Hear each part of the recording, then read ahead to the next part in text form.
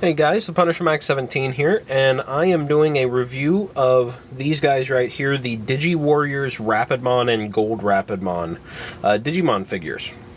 Now, I know I've only done the new Digifusion reviews before on my channel here, but I thought, why not go ahead and do some of my other Digimon figures, the older figures, just to make my channel a little more diverse and really just full of what kind of stuff interests me.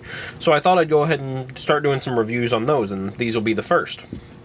Now, I actually just got this Gold Rapidmon figure the other day. I'm actually quite happy to have it. Never had one before, but I've had this Rapidmon here for a while.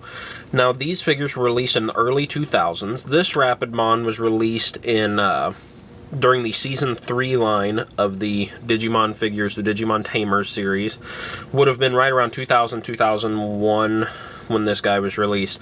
This here, Gold Rapidmon, was not released until the Season 4 line of figures as a limited edition gold-plated one, basically to mirror how Rapidmon appeared in the second Digimon movie.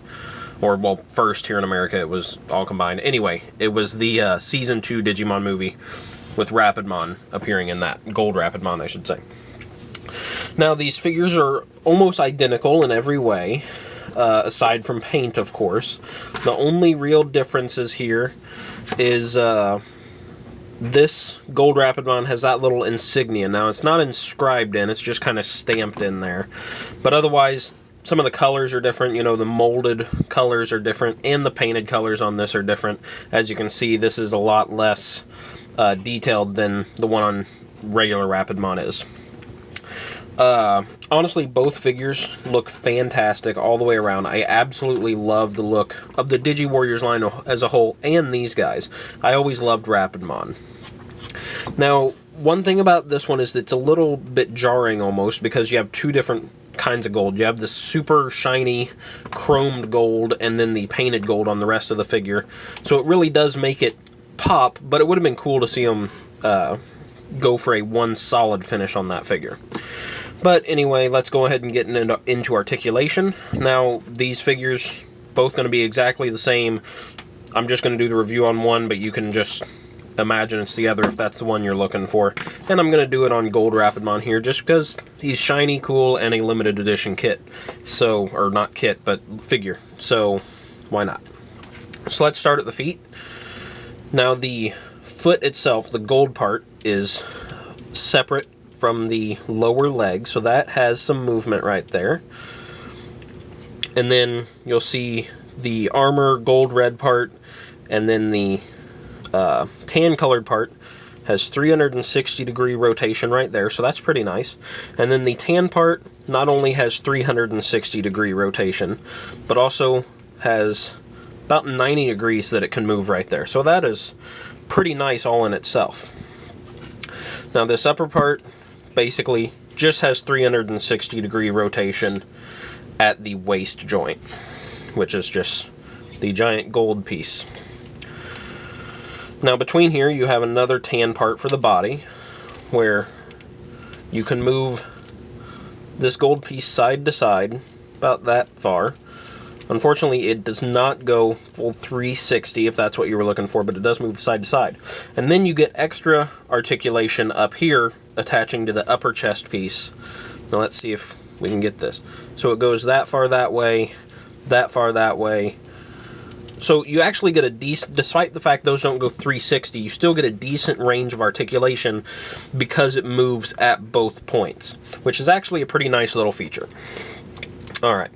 The shoulders move up, move back, and I know that came off. I hit it because that is detachable. So they're really only impeded by the ear to Rapidmon. Go ahead and snap that back on. And then you'll see here the shoulder and upper arm is at a ball joint. So that literally can just go anywhere there in that wide circle of articulation. Here you have a joint that can go right at 90 degrees. Exactly 90 degrees right there. And of course we get the 360-degree rotation with the ball joint. I meant to say that earlier. So not only do you get a good range of side to side, forward and back, but you get full 360, so that is very nice.